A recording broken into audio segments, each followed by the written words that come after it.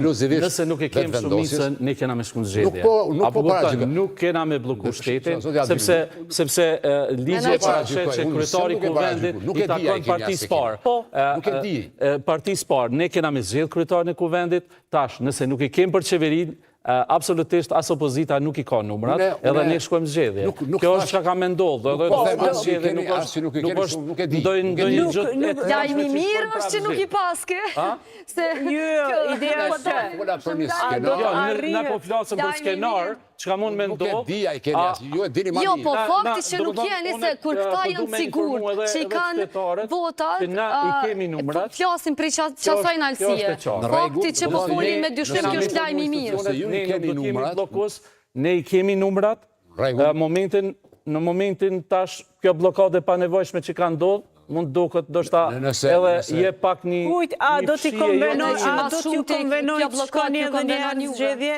Ju konvenon të shkoni në zgjedhje në këtë moment sërish? Ne nuk i frigohemi zgjedhjeve, këto shka dohet mu frigu është, janë disa parti, për shembull Aleanca për Ardhmërinë e Kosovës, nuk e kalon pragun, edhe mendoj që atyre mas pak të ju konvenon me shku. Se cili mund të thotë kështu për kundërshtarin, nuk i konvenon sepse ish kolegët e mi e kanë kuptu që sa do që votohet aty, janë ata komisionerët e tyre i cili i mushin kutit dhe i bojnë ato votat, si që ka ndodhur në votat në diaspor, dhe mendoj që kjo është ka me shkaktu një dëshprim të elektoratit. Dërsa ne kemi elektoratin stabil, ne absolutisht nuk besoj që humbim. Por unë mendoj që nuk është interesi Kosovës na me shku në zgjedhje. Kjo është. Që jeni bashkë stabil me elektorat. Sepse keni trendi juaj është në ramje, trendi vetëvendosjes ka qenë ramje, si pas zgjedhjeve, si pas rezultateve. Kosovës dhe interesit vendit dhe interesit qytetarëve që mësë mi lodhë, ne nuk ishëm shku në zgjedhje. Për ndryshe, sa për interes qytetarëve kishë shku në zgjedhje, të shikon trendin në rritje, që që keme të? Sepse ne nuk do t'jemi blokos të proceseve demokratike. Mirë, tani kjo situata... Kjo është më rëndësishme.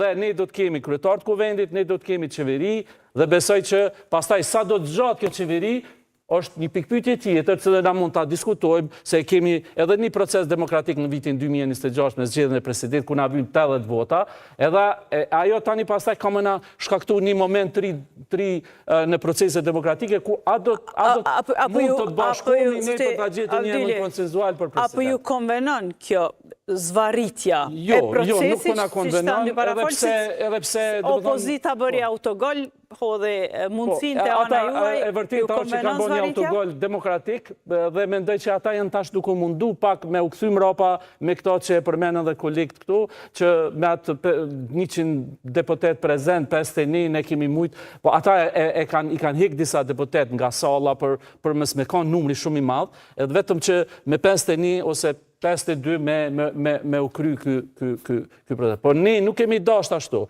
sepse ne nuk mund të votojmë për diçka e cila u kry votimi. S'po di apo jam i qartë. Do të thonë, për diçka që është votu, është rrëdzu, ne duhet të fillojmë me hapa të përparshëm, duhet formohet komisioni, duhet propozohet komisioni. A keni marrëveshje me partinisma? A keni marrëveshje me partinisma? Ne kemi bisedime dhe bisedimet janë shumë pozitive në këtë drejtim.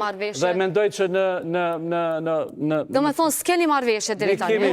Kemi marrëveshje, nuk kemi marrëveshje shkruar, po për këto shpejt edhe do të mbi cilat pika parime, diçka që se nuk kuptoj këtë sekretin. Do më thonë, kjo për këto, do më thonë, në momentin e duhur ne do të dalëm edhe para opinionit. Që i bie që kjo është zvarritje juve, po ju konvenon. Unë nuk jam i autorizum që për me folë për këtë marrëveshje se edhe mu më hin hak nëse më thu cilat janë pikat e marrëveshjes, se unë nuk jam pjesë e procesit negociativ, se unë nuk jam as kryetar partie, as unë jam vetëm një deputet dhe ka muj unë në marrëveshje është nga takimet që i kemi në grupin parlamentar. Nëse me të vendosje sërti Zoti dhe na informon. Po me më thonë mu, për shembull, cilat janë parimet, më hin hak temin, sepse unë muj me fol diçka që nuk jam kanë prezent aty. Marrëveshje si me thonë, një marrëveshje ekziston dhe kjo unë mendoj që është në të mirë demokracisë kur ka marrëveshje, sepse një parti e cila ka shumicën edhe nuk mund të bën marrëveshje, për mua atëri shkon shumë shqetësuese. Sepse nëse bën marrëveshje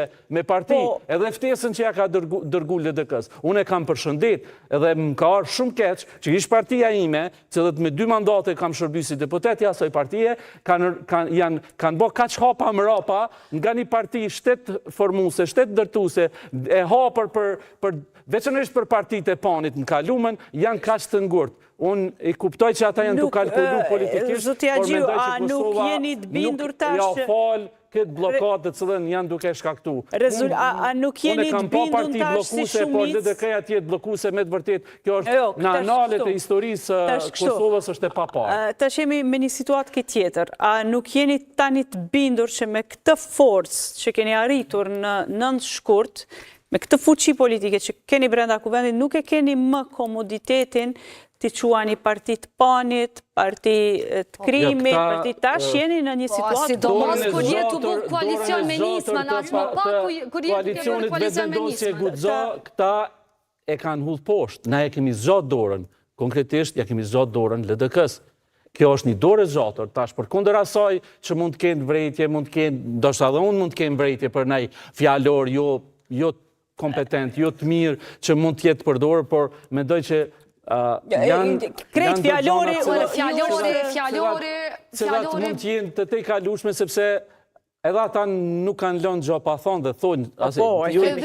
Jo, dalon. Unë mendoj që është fjallori më i vrarë që po përdoret nga opozita, për shembull Albini Argat ose shpion i Serbisë, i Rusisë, me të vërtet kjo është thyrja, sharja më e madhe që i bëhet një politikan në Kosovë. Unë mendoj që asnjë nga opozita nuk është Argat i Serbisë. Ata mund të bëjnë gabime, po ata nuk janë Argat as Rusisë, ata janë partitë që i kanë gabimet e veta, po janë i vendit.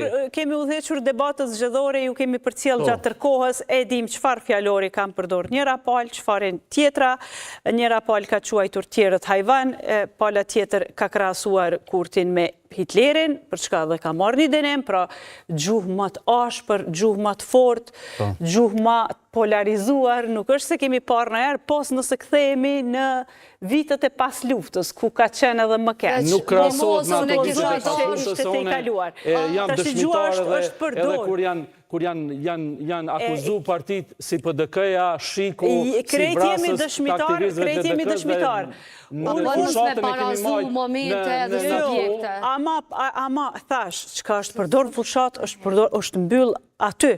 Tani, kur po i shojmë forcat, kush sa forca ka?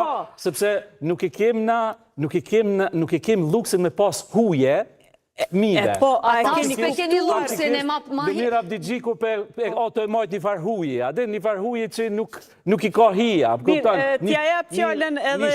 Një shtetari, do më thonë ti duhet me t'i kalu. Së paku, unë që ka kum prit atë dit, o kanë, që Demir Abdigjiku do t'ullet edhe do t'i thot, zotëri Kurti, kjo, nuk pajtohu me ty, për që është i qatua dhe me dalë. Nuk është që të ka thirë Vučićit, ka thirë kryeministri Kosovës të kemë. Teuta pastaj me lazimi për këtë. Po, kryeministri, nuk ka thirë Vučićit, ka thirë kryeministri Kosovës, i cili nuk lodhët kur të thonë sene si nështë ta me të pas thirë Vučićit.